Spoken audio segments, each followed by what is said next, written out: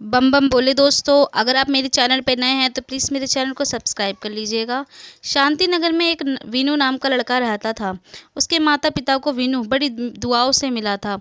पता नहीं उसके माता पिता ने कहाँ कहाँ मत्था टेका, कितने मंदिरें नंगे पैर गए थे, कितने व्रतों के बाद उसने जन्म लिया था। जब वह हुआ तो उसके माता पिता के भाग खुल गए थे। जहाँ दाल रोटी खाते थे, पुराने कपड़े पहनते थे, वहाँ आज सोने चांदी में खेल रहे थे। अच्छा कारोबार बैठ गया था। जीवन में उनके पास वो हर चीज़ आ गई थी जिसके बारे में इन्होंने कभी सोचा भी नहीं था।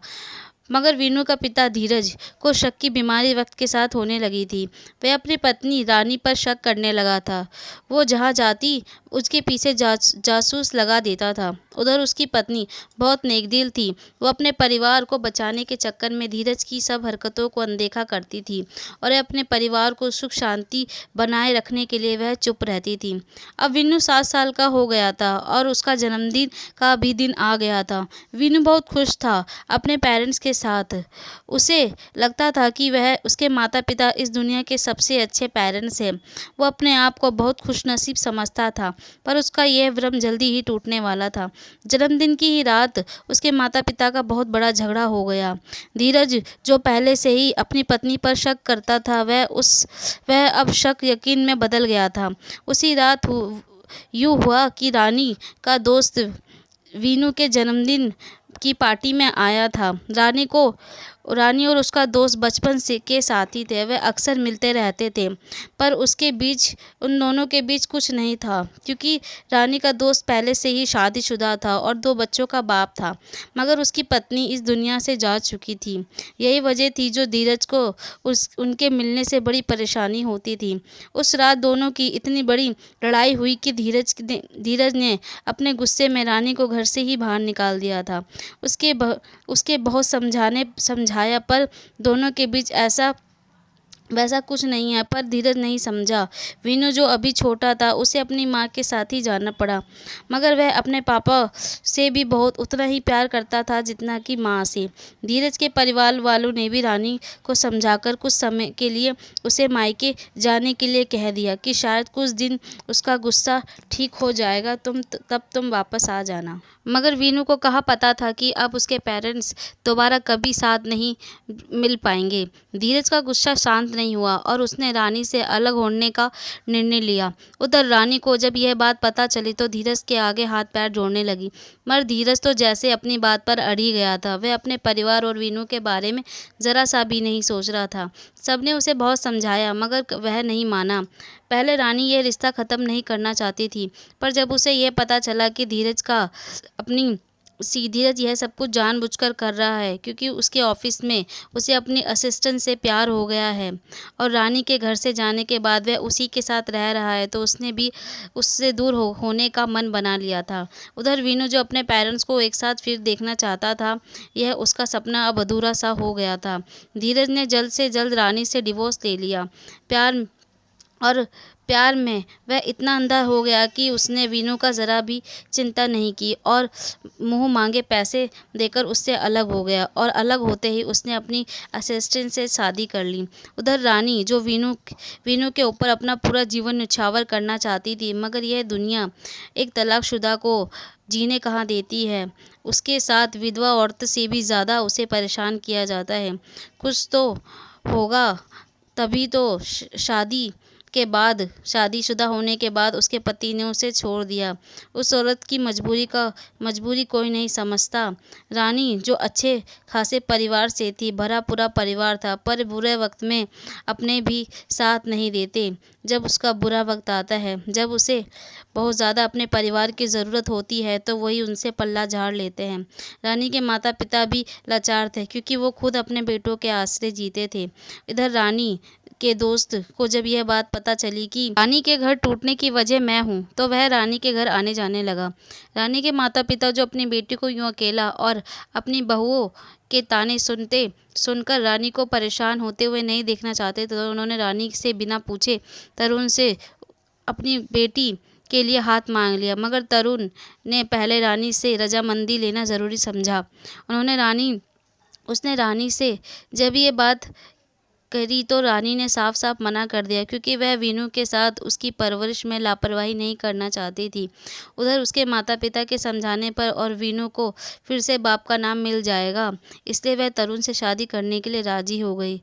यहाँ वीनू जो अपने पापा से रोज़ रोज़ बातें करता था, धीरज भी उसे ले जाने के बारे में बातें करता था, मगर यह बात जब रानी को पता चलती थी तो वह वीनू को बहुत डांटती थी और कभी कभी तो उसे मारती भी थी।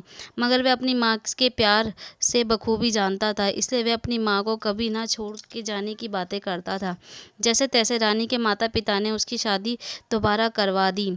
जब रानी तरुण के साथ उसके घर में रहने चली गई तो तरुण के और 2 बच्चों को वीनू से ज़्यादा प्यार करने लगी थी।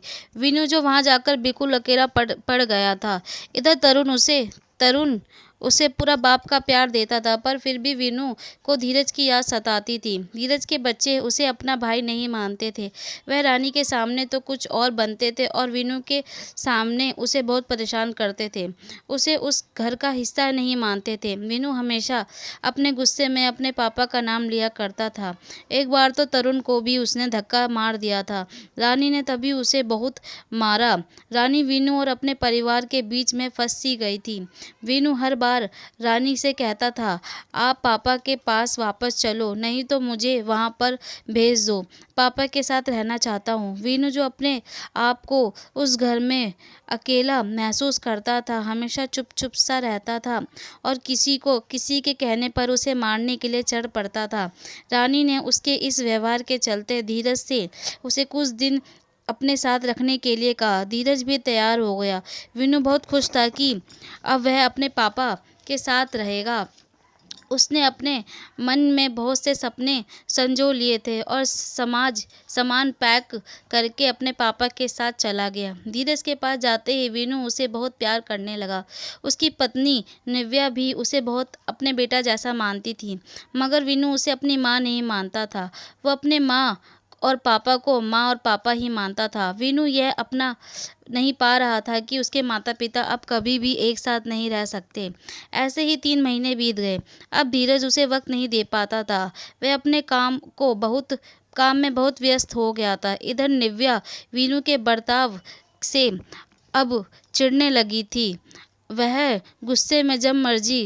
वीनू गुस्से में जब मर्जी घर के सामान तोड़ देता था। वह अपने माँ पापा के प्यार के लिए तरस रहा था, मगर उसे समझने वाला कोई नहीं था। उधर रानी जो अपनी घर गृहस्थी में बिजी हो गई थी और इधर धीरज के लिए उसके पास वक्त ही नहीं था। एक दिन निव्या ने गुस्से में उस पर हाथ उठा दिया। वीनू को यह बात बर्दाश्त नहीं हुई और वह घर छोड़कर चला गया। निव्या ने जब धीरज को यह बात बताई तो धीरज जो अपने काम के लॉस में बहुत परेशान था, कहने लगा, जाने दो, अपनी माँ के पास ही जाएगा। धीरज बेफिक्र हो गया था। उसे एक बार भी नहीं सोचा कि फ़ोन करके यह पता किया जाए कि वीनू वहाँ पहुँचा है या नहीं। ऐसे ही 1 सप्ताह हो गया। फिर रानी का फ़ोन आया तो उसने धीरज से वीनू के बारे में पूछा। उधर धीरज यह सुनकर चौंक गया। जब वीनू तुम्हारे पास नहीं आया तो 1 सप्ताह से वह कहाँ पर है? रानी कहने लगी, तुम्हारे पास ही तो भेजा था, फिर कहाँ गया? धीरज बोला, वह यहाँ निव्या और मुझे बड़ा परेशान करने लगा था। एक दिन निव्या ने उसे थप्पड़ मार दिया तो वह गुस्से में यहाँ से चला गया। मुझे लगा वह तुम्हारे पास ही जाएगा। नहीं, मेरे पास तो नहीं आया। कहाँ पर है हमारा वीनू? दोनों ने तुरंत फ़ोन रखा और उसे ढूंढने के लिए निकल पड़े। धीरज ने अपने गार्डों से भी उसे ढूंढने के लिए कहा और पुलिस को भी फ़ोन कर दिया गया, पर वीनू का कहीं भी पता नहीं चला। फिर 2 दिन बाद पुलिस का उनके पास फ़ोन आया। उन्होंने जो बताया, दोनों के पैरों के नीचे से ज़मीन खिसक गई। दोनों भागते हुए पुलिस स्टेशन पहुंचे। पुलिस वालों ने बताया कि वीनू एक खत्ते में मरा हुआ मिला और डॉक्टरों की रिपोर्ट से यह पता चला है कि वह भूख की वजह से मरा है। अब आप उसकी बॉडी ले जा सकते हो और उसकी जेब में से ये लेटर भी मिला है। वीनू के पेरेंट्स ने जब वह लेटर पढ़ा तो दोनों को अपने लिए हुए निर्णय पर बहुत अफसोस हुआ। उसमें लिखा था कि जब आप दोनों को मेरे साथ रहना ही नहीं था तो मुझे पैदा ही क्यों किया। पहले इतना सारा प्यार दिया, फिर बाद में मुझ में अपने आप से अलग कर दिया। अब मुझे अफ़सोस होता है कि किसी को भी आप जैसे माता-पिता ना मिले, जो बच्चे पैदा तो कर लेते हैं पर उनकी परवरिश नहीं कर पाते। मेरे पापा इतने बड़े बिज़नेसमैन वाले थे और मेरी माँ इतना अच्छा खाना बनाती थी, फिर भी मुझे भूख से तड़प कर मरना पड़ा। मुझे इस दुनिया में अब नहीं जीना। भगवान मुझे अपने पास बुला लो। अब मेरे माता-पिता को मेरी ज़रूरत नहीं है। उनके पास अपने-अपने परिवार है। दोनों मीनू के साथ इस तरह की लापरवाही की वजह से बहुत पछताते हैं। रानी तो पूरे-पूरे दिन रोती रहती है और दोनों उन पलों को याद करते हैं कि कैसे-कैसे उन्होंने भगवान से वीनू को माँगा था। कितने जतनों से वीनू उन्हें नसीब हुआ था और जब भगवान ने वो फल दिया तो दोनों ने उसकी अहमियत नहीं समझी।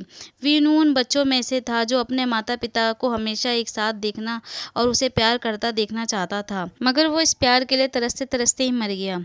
मैं इस कहानी से यही कहना चाहती हूँ, जब दो माता-पिता अपने प्यार से एक बच्चे को जन्म देते हैं तो अपनी ज़िम्मेदारी से पैदा करें। चाहे वो वक्त के साथ अलग-अलग भी हो जाते हैं तो उन दोनों की सबसे पहली ज़िम्मेदारी वो बच्चा ही होना चाहिए जो उन दोनों के बीच की लड़ाई में फंसा हुआ है। अगर धीरज और रानी अपने बच्चे वीनू को सबसे पहले ज़िम्मेदारी मानते तो शायद वीनू आज ज़िंदा होता और हमारे बीच होता। तो वक्त से पहले ही ये समझ जाएं वो माता-पिता जो अभी-अभी अलग हुए हैं, नहीं तो उन्हें भी शायद वीनू जैसे बच्चे के साथ अपना हाथ धोना पड़ेगा। मैं नीता आपसे विदा लेती हूँ, फिर मिलूँगी अगली कहानी में। धन्यवाद।